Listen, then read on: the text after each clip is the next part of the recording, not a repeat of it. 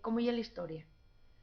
Bueno, hubo máscaras, no se sabe desde cuándo, como en todos los pueblos, vienen de antes de los cristianos, pero duraron hasta los años, al final de los años 80. Ya estábamos en democracia y seguía habiendo máscaras.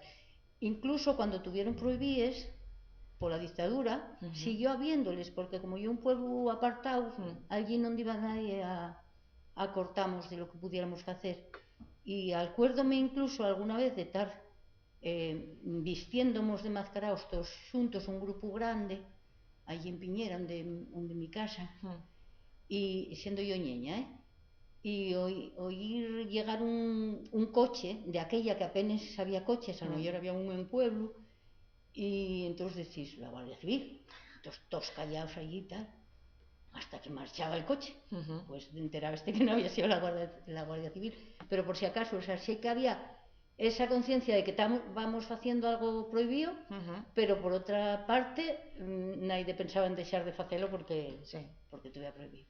Y entonces duró pues hasta el año 80 y por lo menos 87, 88 por ahí, finales de los 80, que cada vez pues viven mascaritándose menos xente y tal, pero yo un grupín a lo mejor de 15 o así siempre lo sabía. ¿Y qué Y sería? había ¿Porque dos se bis. perdió gente del pueblo?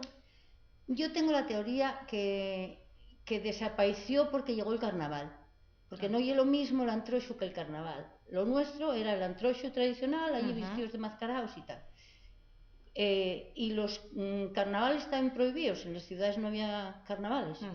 Después de la democracia, cuando empezó a verlos, pues claro, también los de los pueblos quieres participar en los carnavales, o quieres ir a la movida que haya por las ciudades, por las villas y tal. Entonces llegó un momento en que